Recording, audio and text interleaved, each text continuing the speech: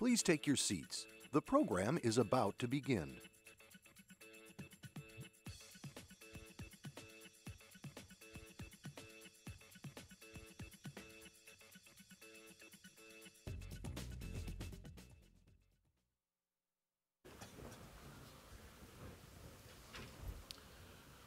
Good morning. Welcome to the third day of the greatest supply chain show on earth. My name is George Prest, and I am the CEO of MHI. By way of background, I spent 30 years as an owner and operator of a manufacturing company that produced industrial storage systems, specifically pallet racks and mezzanines. I was also a longtime member of MHI prior to this role. For nearly 70 years, MHI has been a material handling association committed to growing and improving global supply chains, and the producer of leading industry expos, Modex and ProMat. One of our roles as an organization is to make sure we provide members and the industry as a whole with the most current trends. It's in that spirit that MHI has partnered with Deloitte Consulting to provide the industry with an annual perspective on top-of-mind issues facing manufacturing, distribution, and supply chain executives. The first MHI 2014 annual report is titled Innovations That Drive Supply Chains. More than 450 senior supply chain executives from multiple industry sectors were surveyed in late 2013. Key findings in the study have significant implications for how companies design and manage their global supply chains. Today, we will reveal the top key findings. You will hear the top two strategic priorities of supply chain executives, which are supply chain analytics and multi-channel fulfillment. There are two barriers to innovation that were exposed in the survey, and they are talent shortage and focus on cost reduction. There were also three emerging innovations that may not be top of mind today, but are sure to have implications in the future on your supply chains. They include sustainability, mobility, machine-to-machine technology, and 3D printing, additive manufacturing. All of you should have received a thumb drive when you entered the hall today, which has the full report, and we encourage you to download it at your leisure and dive into the report. The study can also be found at www.mhi.org. Presenting with me today is Scott Sopher. Scott is a principal and national supply chain line service leader with Deloitte Consulting. Scott brings 30 years of supply chain and manufacturing experience in industry and consulting. Scott will open with the top two strategic priorities, supply chain analytics and multi-channel fulfillment. Please help me to welcome Scott Sopher. Thank you, and thank you, George, and good morning, everyone. What I'd like to talk about first is the first of the two strategic priorities, and that is supply chain analytics. If we could flip to the next slide. Okay, thanks. If you look at supply chain analytics, it's really the ability to, as the slide points out, in terms of leveraging both internal and external data sources to produce breakthrough insights. To really reduce costs and improve customer service. And maybe the cynics in you may say, well, we've been doing analytics for 20 years. What's different today? I think there are a couple things that have really changed that have driven supply chain analytics to the forefront now, and why people in the survey have identified it as a strategic priority. A couple of these converging factors. One is data proliferation. Data is everywhere. We just have a mass of data that we could leverage today. There is cheaper data storage now than ever before. There's a lot faster processing time. We could go on we could connect to the internet almost anywhere, anytime. Quite frankly, there are better analytic tools out there now than ever before. And a final kind of converging factor is in visualization tools. More and more companies are using visualization tools with analytics to drive really changing behavior during their presentations of these materials. If you go to the next slide, please. Let me start reviewing some of the survey results that we had around supply chain analytics. And I'm not sure the folks in the back could probably have a hard time reading the numbers. What I will do is I'll go through each of the pie charts. This is just some of the data. I think the report goes in a lot more detail around it. But as it relates, so I'll start at the upper left-hand corner and go counterclockwise. First one talks about supply chain analytics as seen as a strategic imperative within your company. Where do you stand? Nearly 80% of the respondents pointed out that it was either very important or moderately important. Clearly a key priority for companies. But then if you go to the bottom left-hand corner, it talks about the degrees of gaps in current capabilities at your company. Are you knowledgeable about supply chain analytics? And basically, the data points out there's a critical gap both in capabilities and talent when it comes to analytics. If you look at it in terms of, hey, are our organizations, and I'm on the bottom right-hand side, are our organizations targeting the appropriate metrics and KPIs and so forth, found out less than half of the folks surveyed have well-defined strategies around and robust processes around how they leverage analytics in their organizations. And interesting, if you go to the upper right-hand slide, looked at what are companies doing over the next 3 years as it relates to investments in analytics. Most of the respondents plan to increase investments in this area.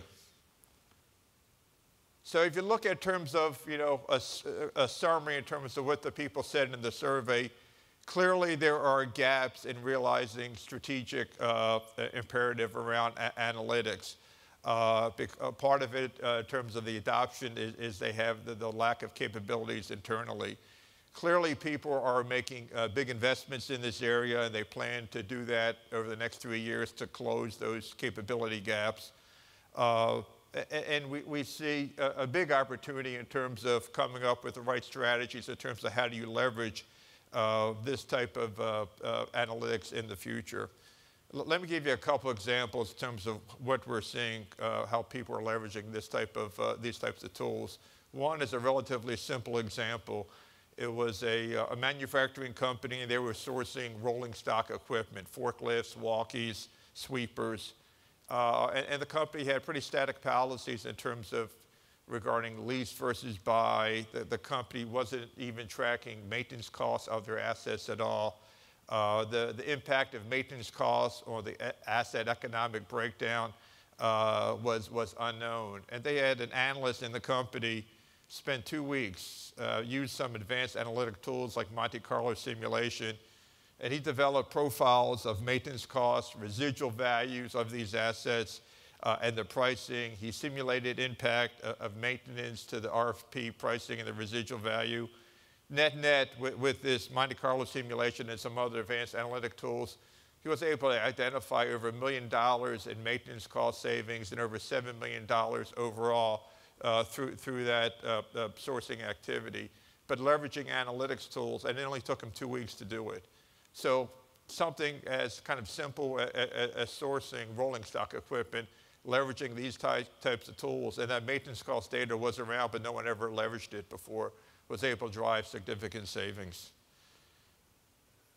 Now let's take a look at companies who are using visualization tools. And let me just kind of tee it up. This is a real life example of a company that had to go to their CEO, the CEO, and CFO and present in terms of changes in their overall supply chain network, in terms of suppliers, manufacturing facilities, distribution facilities. And rather than kind of going with a traditional kind of PowerPoint slides and spreadsheets, they use visualization tools to try to kind of sell the concept to the C-suite, number one. And number two, they used it because there was a lot of questioning about what if we, modify or close this facility or change this supplier and move it to this location. We're able to do a lot of what if scenario analysis. So I want to show you a video to see a little more details about this visualization tool. If we could run the video. This screen shows a traditional supply chain with vendors, factories, ports, warehouses, and customers. You can see this business has 82 vendors in areas near China. Here is a listing of vendors in this location. Let's say you want to know more about vendor 116. By tapping on the vendor, you can see the vendor contact information and product they produce.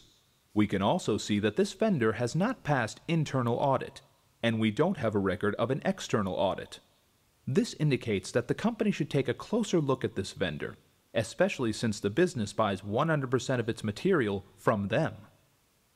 Overall, this tool gives executives a high-level view that answers questions like, where's my material? Who do I depend on? And if something goes wrong, how will it affect the business? Weather information can also be added to show the potential impact on the supply chain if this vendor shuts down due to a natural disaster, such as a hurricane. Now let's add the factories with a color-coded icon, as well as the ports and warehouses. In this case, the warehouses are located in Europe and Northern America, close to the customer base, which is largely in Europe and North America with production in Africa and China. We can then go one step further and visualize the supply chain routes. What you now see is the production routes from vendor to factory and from factory to port. We can also see the inventory routes that go from port to warehouse and the sales routes from the warehouses to the retailers. This allows executives to visualize exactly where the product is at any time. And by highlighting possible trouble spots, potential conflict areas, or regions that are no longer safe for foreign investors, executives can also see how these potential risks might affect the supply chain. By pulling so much of your supply chain information into one place, this analytic tool shows the CEO or any senior executive how their supply chain is unfolding across the globe, what the potential risks are, and who to talk to if they want to address a particular issue. This one example really changed the tide at this one company because they were able, the CEO after the presentation said, I finally get it, I finally understand in terms of the impact around the supply chain and what we need to do. So again, I think you'll see visualization tools embedded with a lot of the analytics and the data that'll be used much more frequently in the future. Let's talk about the second strategic priority that came out of the survey, and that was transitioning from a kind of multi-channel fulfillment to more of an omni-channel. And maybe the best way to describe this is by just an example. So a consumer ordered a set of dishes over the internet from a retailer. And this retailer had multi-channel operations. They had brick and mortar stores. They had a direct-to-consumer channel as well. And so this consumer actually went online and ordered from the retailer these set of dishes online. He received 3 shipments. The first shipment actually was shipped from one of the retail stores in pretty flimsy packaging. The second one came from one of the retail distribution centers, much more sturdier packaging. And the third one actually came from the direct-to-consumer distribution center that this retailer had in a different set of packaging. Suffice to say, the customer got 3 packages on 3 different days, and packaging was all different. And so it's a real challenge. And so when you hear kind of omni-channel and what I think is happening in the industry now is a lot of retailers have, the way they're organized from a channel standpoint. You might have a retail channel and a direct-to-consumer channel. And I think what's happening is that the ordering in terms of how customers can order now, either online or in the stores, that is much more advanced than the fulfillment operation. And I think what we're seeing now is that companies are trying to really integrate the fulfillment process more into omni-channel and really integrate the multi-channel fulfillment operations much more effectively so you could please the customer.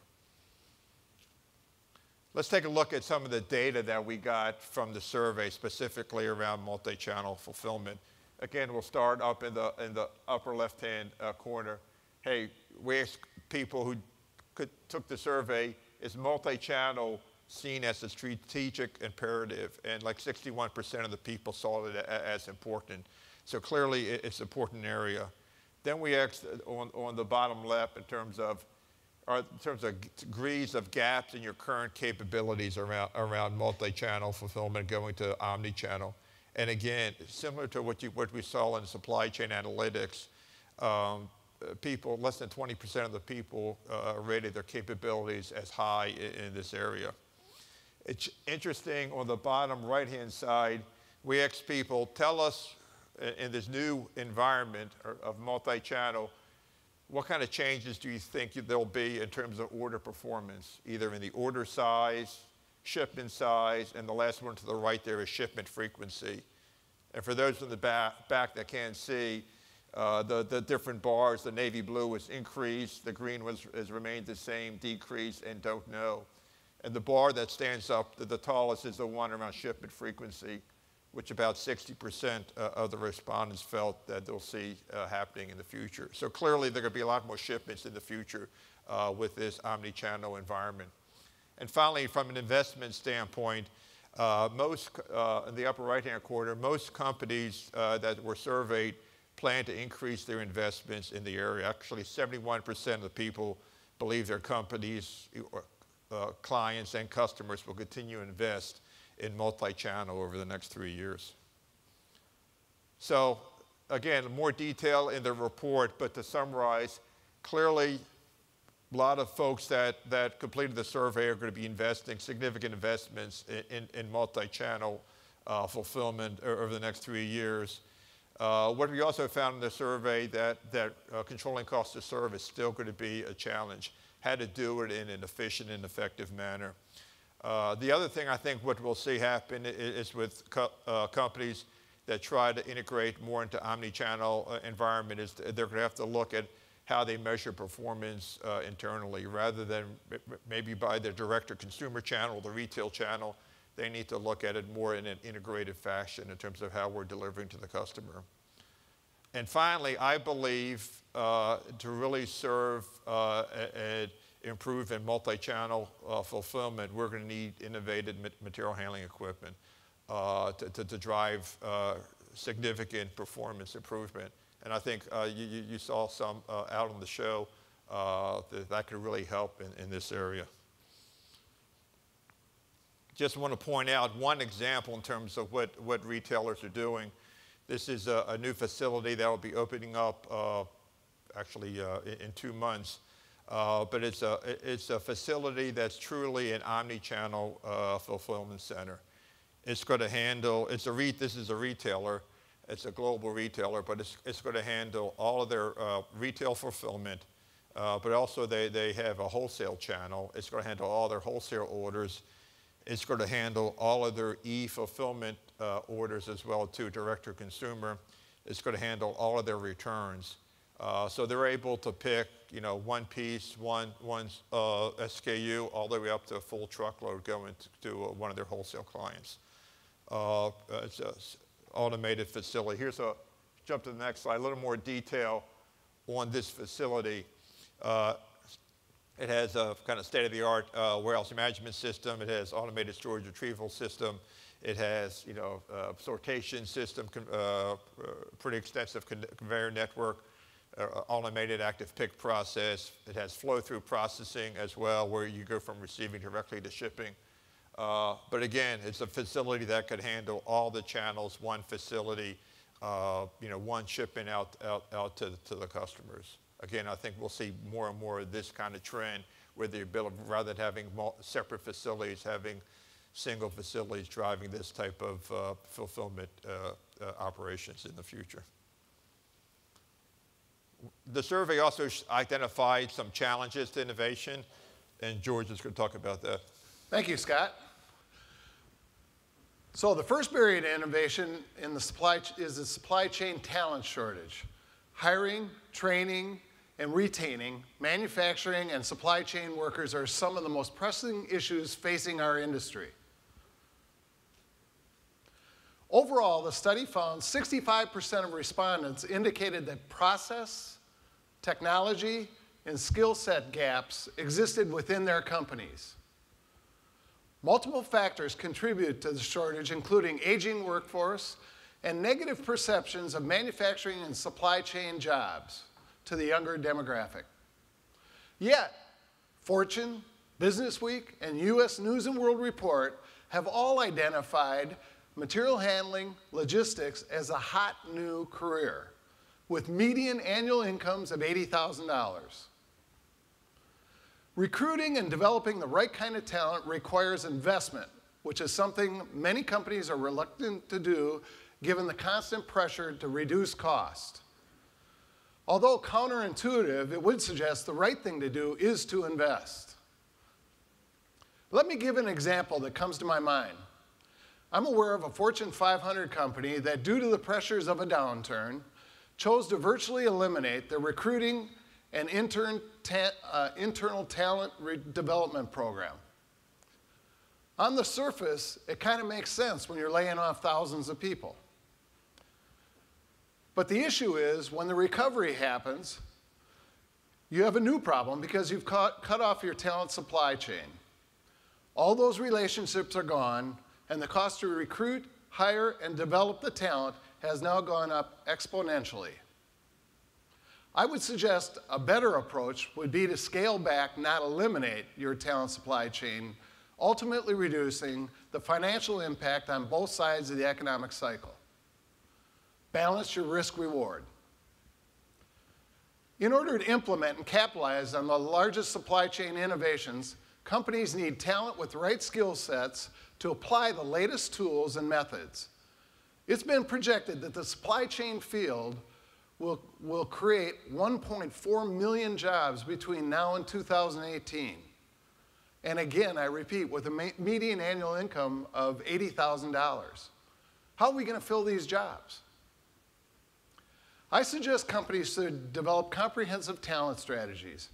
MHI, as an association, is strategically focusing on the talent shortage, making sure existing programs are relevant, and developing new ones as needs change.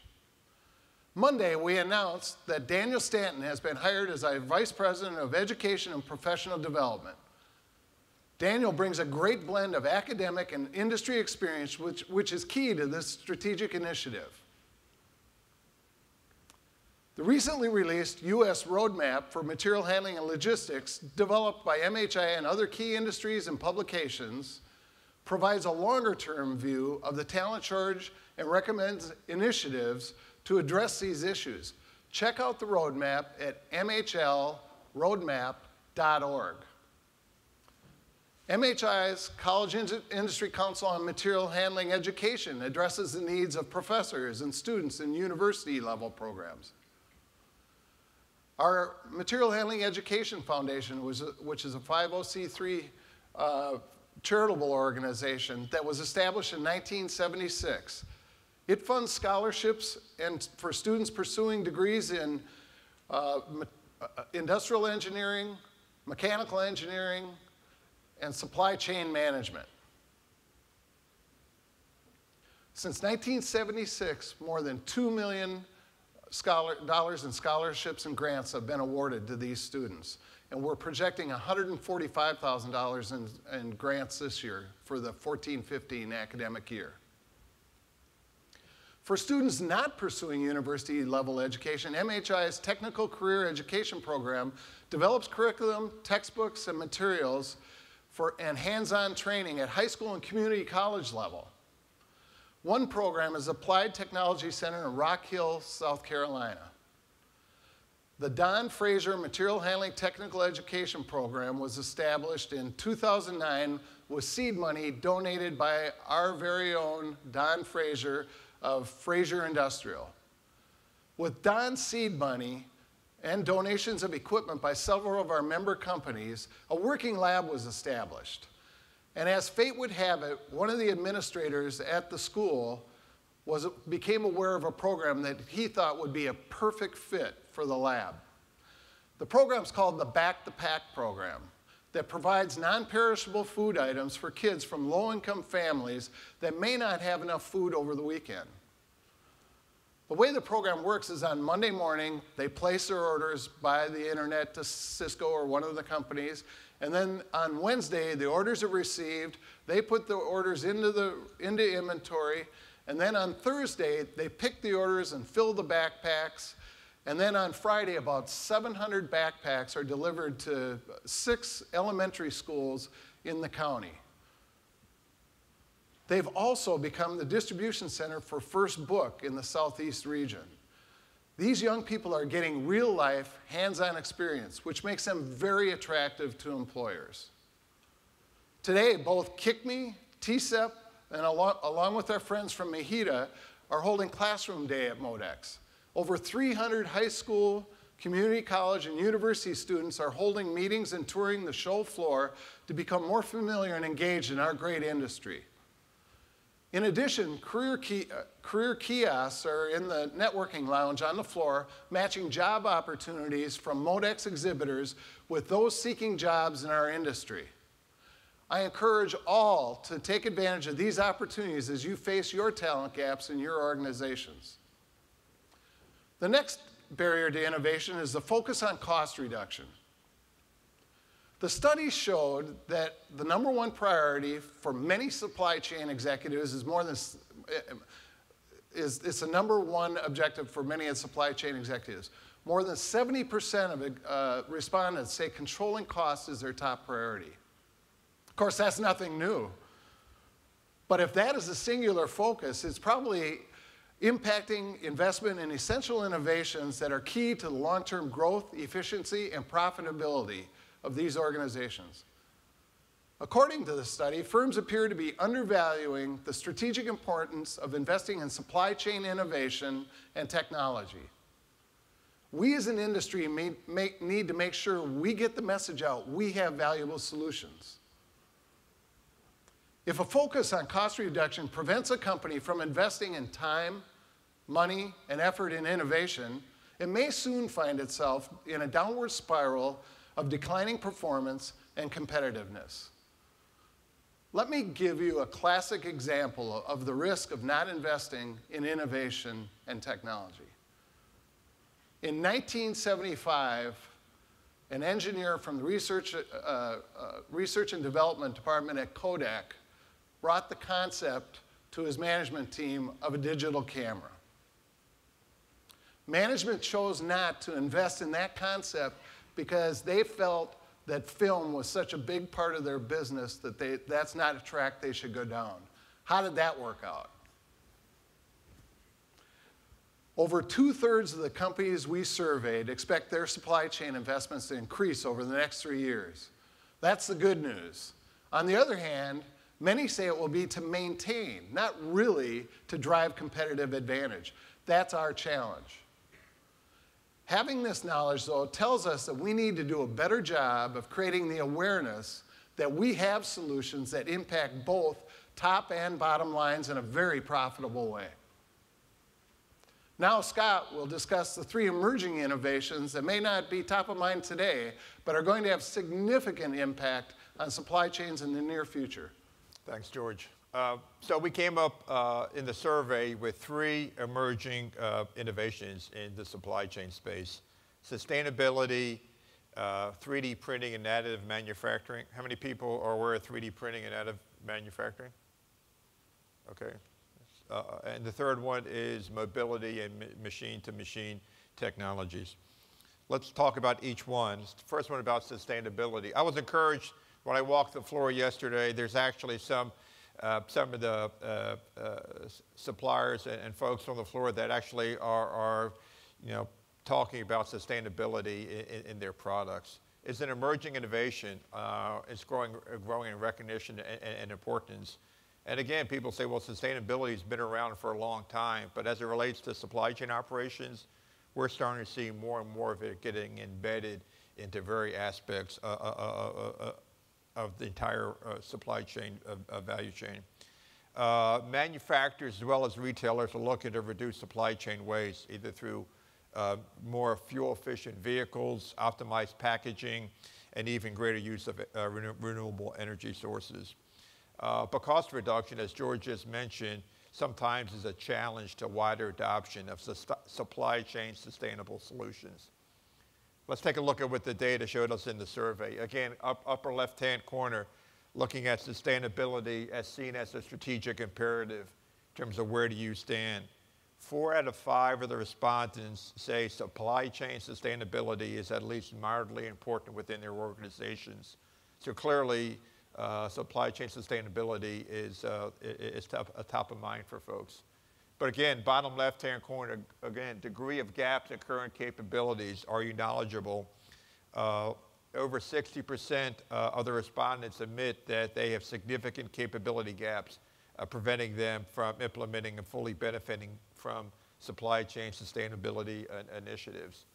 And if you look at the bottom right-hand side in terms of are you implementing company-wide programs, nearly half of them are implementing company-wide programs. And the upper right-hand corner, are you actively tracking environmental impact? And again, I think it's, I can't read the numbers there, but it's almost 50% are actually actively tracking it. So clearly, I think if we looked at it a few years ago, the numbers wouldn't be like this. Clearly, it's an emerging trend in supply chain.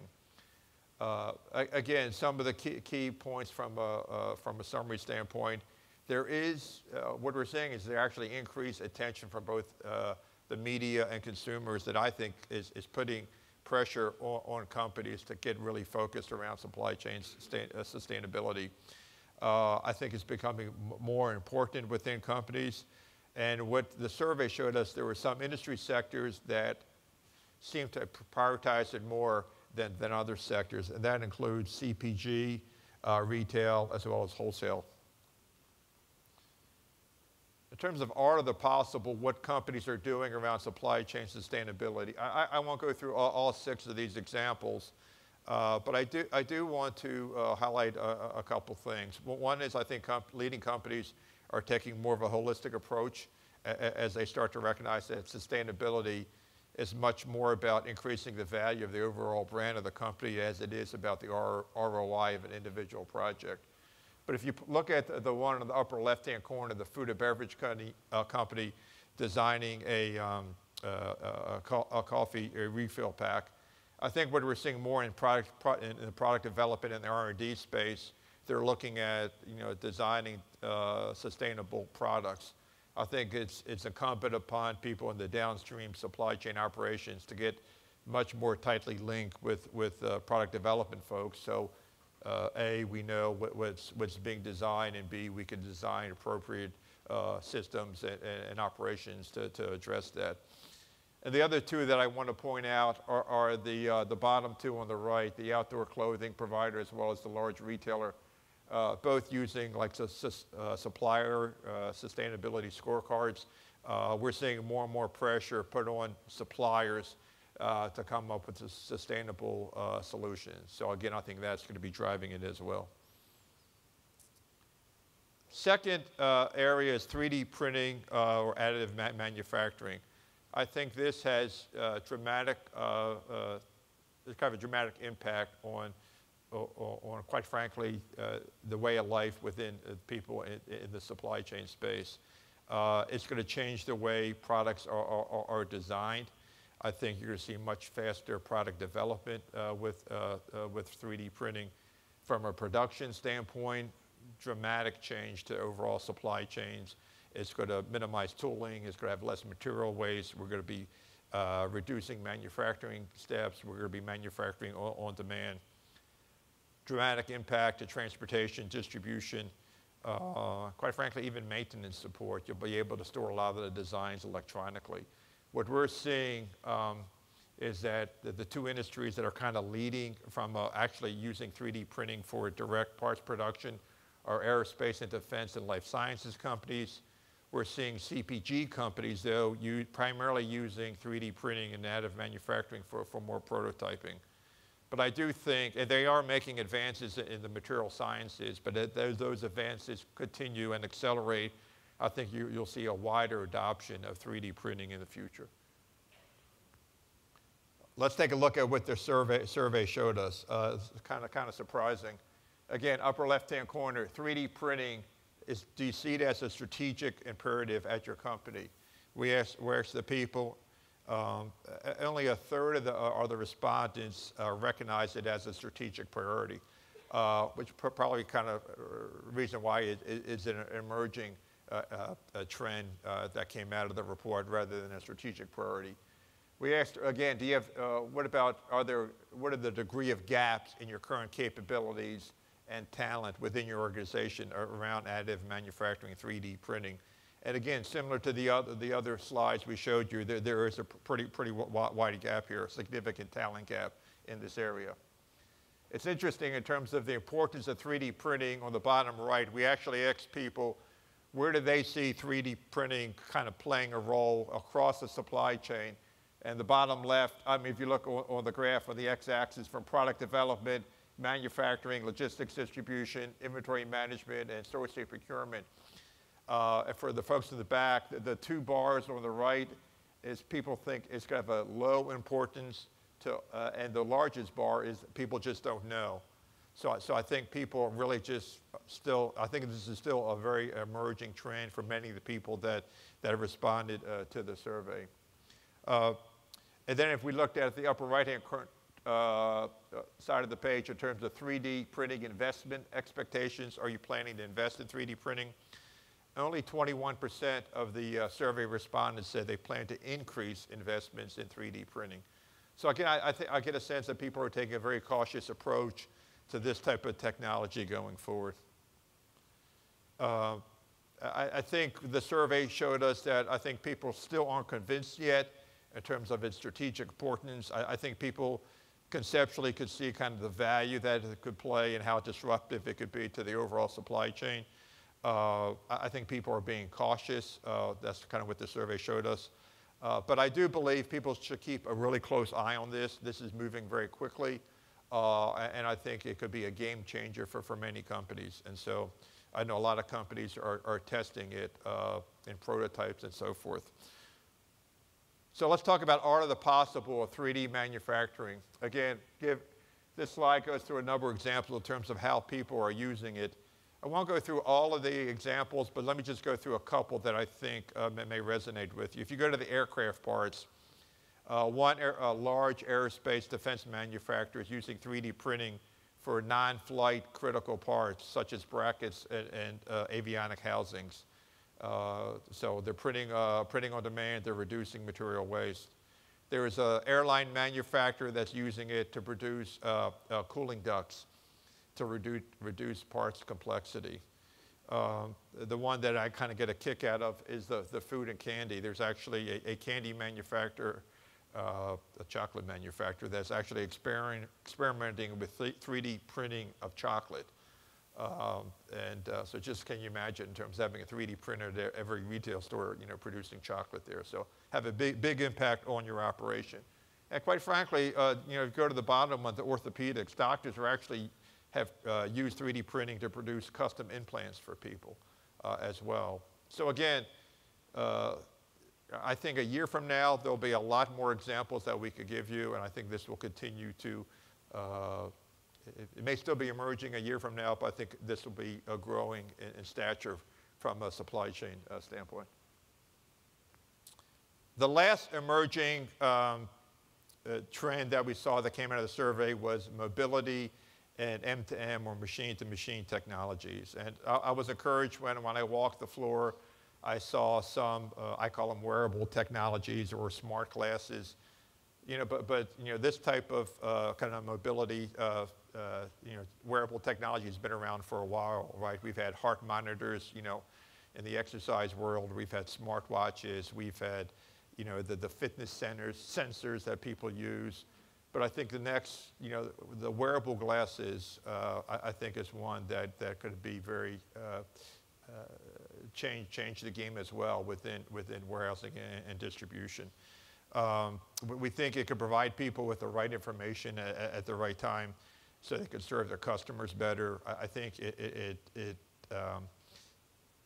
I think when you combine this type of mobility and machine-to-machine technologies with the analytics that we talked about earlier, that's a very powerful combination. Let's talk about what the survey said in terms of how are people adopting this new emerging technology. So again, upper left-hand corner, do people see mobility as a strategic priority? It's kind of surprising. Over 50% of the people rate supply chain mobility and M2M technologies as very important or monetarily important. So clearly, even more so than 3D printing. If you look at degree of current capability, gaps or current capabilities, bottom left-hand side, again, we still see that in terms of, 21% says it's very high and 40% says it's average. So again, there's still gaps in capabilities and talent in people's companies around this new technology.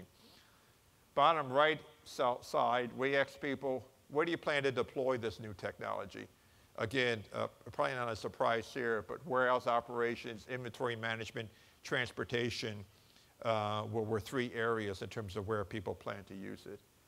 And the fourth pie chart in the upper right-hand corner, what's your 3-year investment look like around supply chain mobility?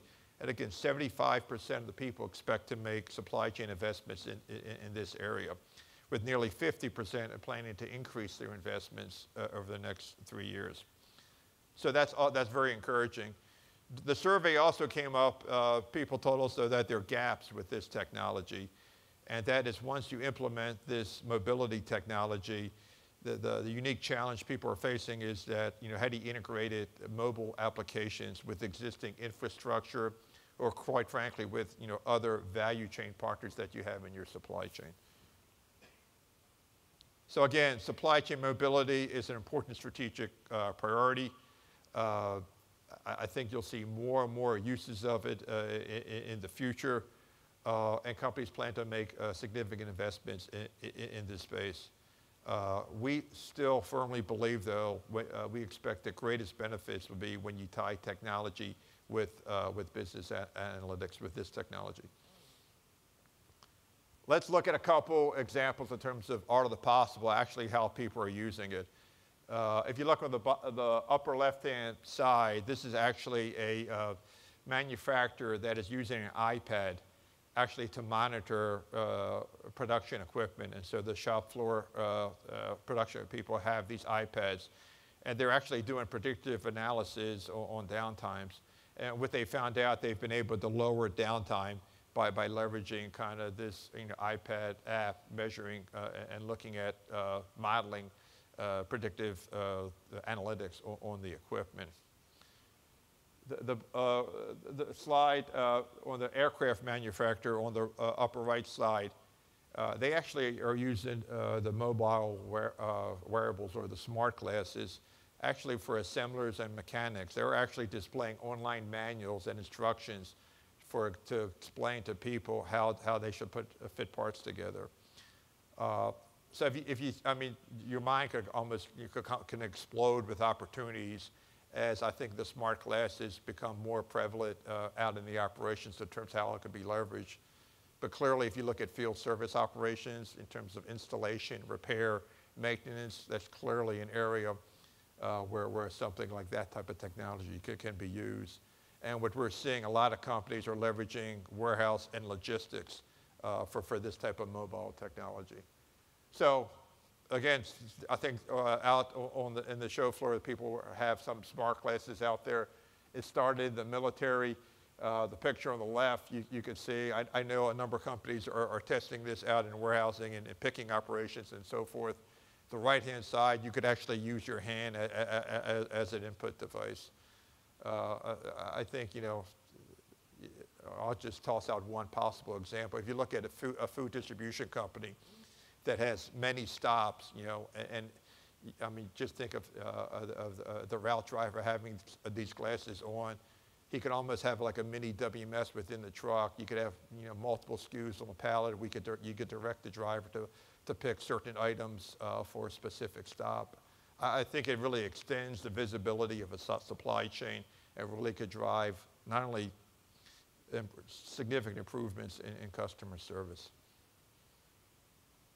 So that's the three kind of emerging trends that we saw. I'm going to hand it back over to George to wrap it up.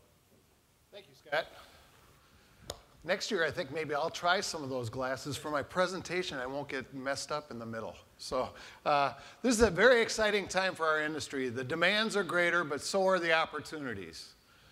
What we have learned today is that traditional approaches, focusing primarily on cost cutting, will in all likelihood lead to competitive disadvantages. Think of Kodak.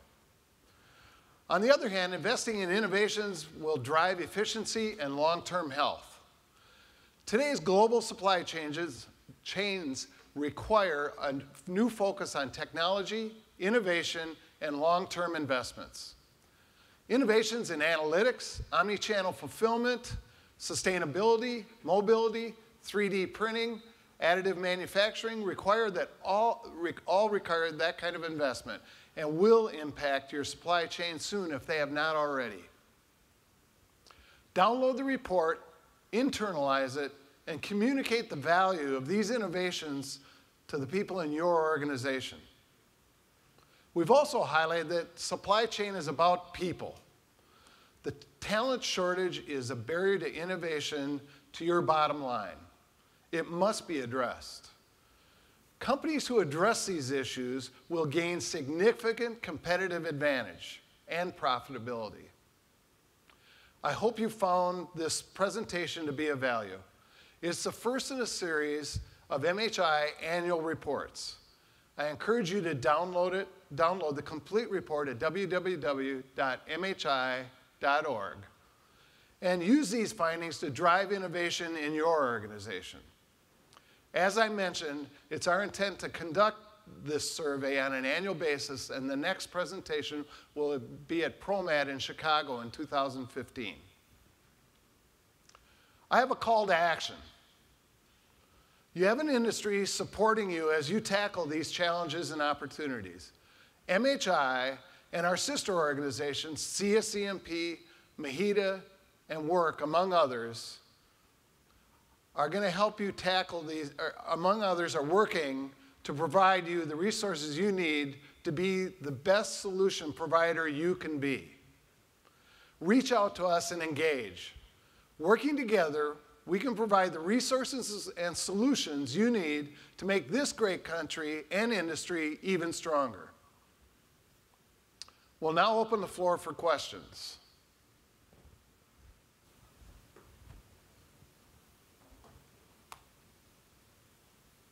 Any questions? We wowed you. Not quite as dynamic as Lee Scott.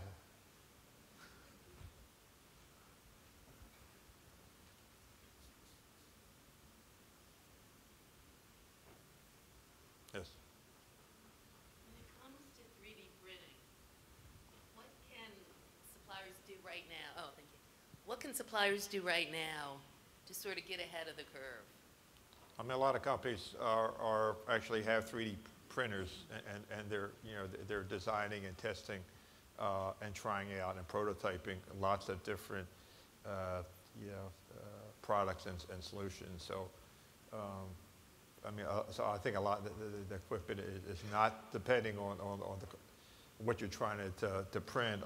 You could get 3D printers relatively cheaply. I think some of the retailers are actually selling it to consumers, very simple versions of it for toys. So I think I would just encourage people just to get some printers and start testing and prototyping it.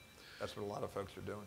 Right. I would add to that. We, in Charlotte, Piedmont Community College has a working lab, and we were just took a tour there recently. And they actually have a 3D printing lab in there now, so the young people are already being trained in 3D printing. It's absolutely incredible. And it really, you know, a year ago, I was trying to get my arms around it, but once you actually see it and you see what the opportunities are for specific areas, it's not going to, you know, I think it's like everything else. When a new technology comes out, we think, oh, it's going to take over everything. I don't think that's going to happen, but there are some very specific areas where you can see where it's going to be very valuable. Unique parks in a manufacturing facility, like Scott referred to at the aircraft plants, where you have one-offs. It's definitely going to become a bigger thing. Yes, sir. Were there any surprises?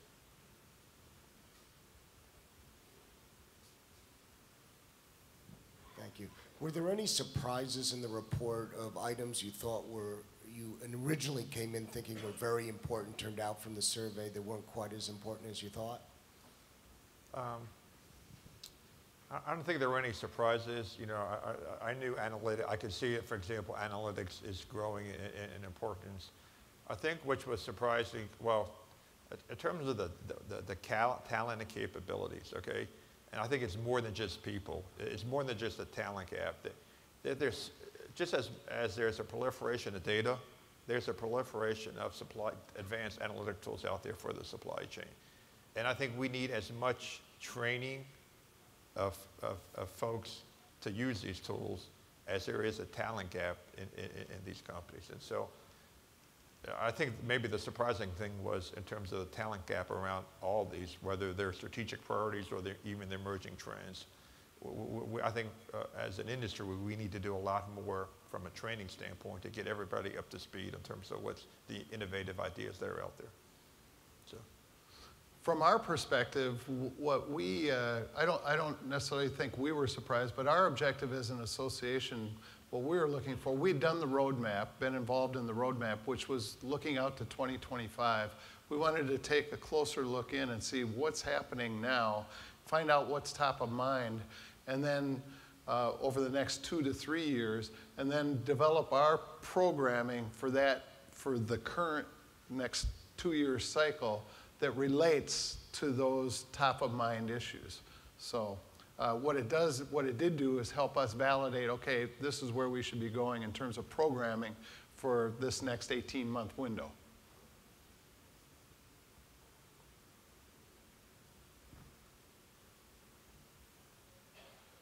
Question over there.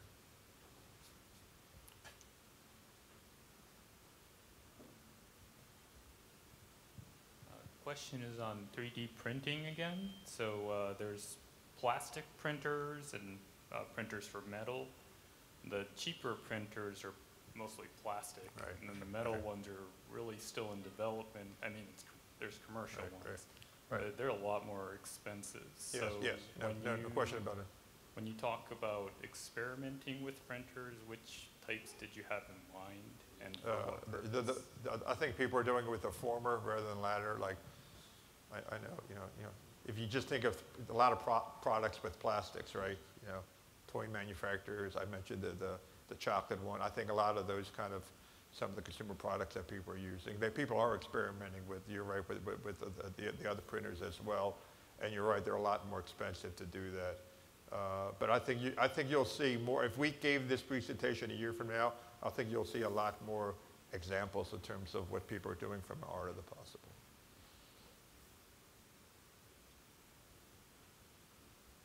Any other questions? Okay, thank you very much. I'd just like to ask, there's a survey with some text numbers and things on your chair. We would really appreciate it if you'd put some feedback in there, because we do take this feedback and we do develop our programs based on what works for all of you, because we are here to serve you. And I also just want to make sure that today you've got 800 solution providers and over 30 educational programs and 20,000 networking opportunities out there. Take advantage of it and have a great day. Thank you. Thank you.